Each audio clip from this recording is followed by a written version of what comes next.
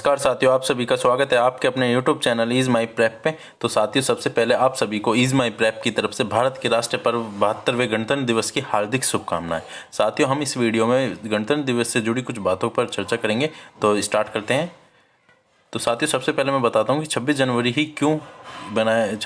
को ही क्यों गणतंत्र दिवस के रूप में बनाया जाता है। इसके साथियों दो मुख्य कारण हैं, तो इन दो मुख्य कारणों पर हम बात कर लेते हैं कि इसके दो मुख्य कारण कौन से हैं जिसके कारण 26 जनवरी को ही गणतंत्र दिवस के रूप में मनाया जाता है। सबसे पहले देखिए, इसमें मैं बताता हूँ कि क्या होता है कि जब भारत गुलाम था तो 1885 में राष्ट्रीय कांग्रेस की स्थापना हुई, भारतीय राष्ट्रीय कांग्रेस की स्थापना हुई। उसके बाद क्या था कि भारतीय राष्ट्रीय कांग्रेस का मुख्य कार्य क्या था कि ये अपनी आज़ादी के लिए प्रति वर्ष एक अधिवेशन बैठक का आयोजन करती थी अपने मुख्य राज्यों, जैसे आपका दिल्ली और ये कोलकाता और मुंबई, मद्रास, इस जगह जैसे हर पूरे साल के अंत में या स्टार्टिंग में ही इनकी एक बैठक अधिवेशन हुआ करता था। तो उसमें इनका क्या विषय रहता था कि हम किस तरह अंग्रेज़ों से आज़ादी प्राप्त करें।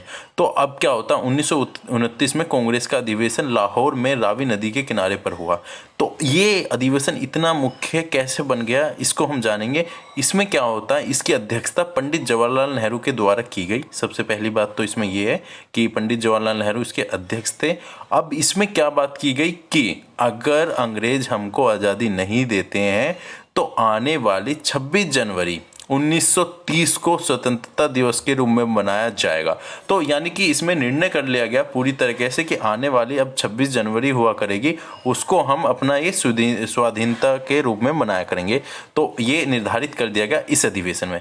देखिए, इसमें पिक्चर में आपको दिख रहा होगा जवाहरलाल नेहरू अधिवेशन में अपना निर्णय करते हुए कि आने वाली 26 जनवरी 1930 से भारत स्वाधीनता के दिवस के रूप में मनाएगा। एक कारण तो साथियों मुख्य रूप से ये हो गया। अब सेकंड कारण क्या था कि जैसे अब हम आज़ादी हमको 15 अगस्त 1947 को मिली। अब हम क्या 26 जनवरी को अपना स्वतंत्रता दिवस के रूप में मनाते हुए आ रहे थे।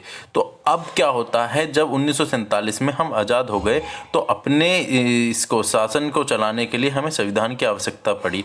अभी तक क्या था, हम 1935 के भारतीय एक्ट का वो कर रहे थे। 1935 का तो जो चार्टर एक्ट था उसी के अनुसार अपना शासन चलाया जा रहा था। लेकिन अब क्या होता है, अब संविधान की निर्माण चलने लगा तो इसका 2 साल 11 महीने 18 दिन में इसका संविधान का निर्माण हो गया और भारत का संविधान 26 नवंबर 1949 को बनकर तैयार हो गया था। आपका ये 26 नवंबर 1949 को ये बनकर तैयार हो गया था। तो हम क्या अब 26 नवंबर को किसको संविधान दिवस के रूप में बनाते हैं ना। और इसके बाद क्या था, बन के तो ये 26 नवंबर को तैयार हो गया था, लेकिन अभी तक हम क्या स्वतंत्रता दिवस के रूप में किसको बना रहे थे, 26 जनवरी को। तो इसीलिए क्या करा, हमने अपने संविधान को 26 जनवरी 1950 को लागू किया। तो एक कारण आपके सामने वो हो गया जब हमने ये निर्णय ले लिया था कि हम इसको आज़ादी के रूप में बनाएंगे 26 जनवरी को। और दूसरा ये हो गया था जब हमने 1950 को अपना जो संविधान था उसको पूर्णतः लागू किया था 26 जनवरी को।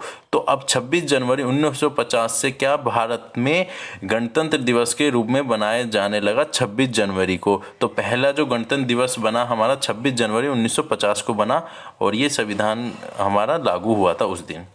और इसके बाद कुछ और बात जान लेते हैं। 26 जनवरी को गणतंत्र दिवस समारोह पर भारत के राष्ट्रपति के द्वारा राजपथ पर राष्ट्रीय ध्वज को फहराया जाता है। तो जो ये राष्ट्रीय ध्वज को कौन फहराते हैं, हमारे राष्ट्रपति फहराते हैं।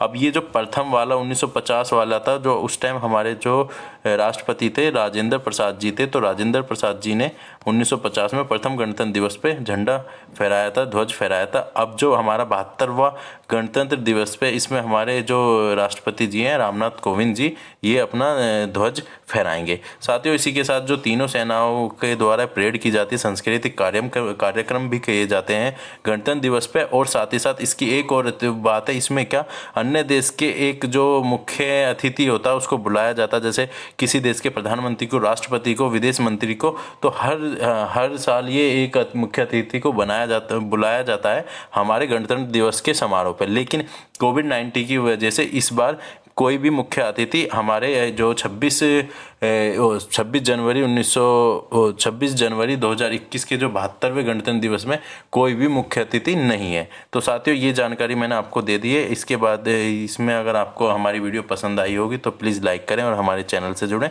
ताकि इस तरह की वीडियो आपको मिलती रहें। तो आज के लिए सिर्फ इतना ही, मिलते हैं अपनी नेक्स्ट वीडियो के साथ। Thank you for watching.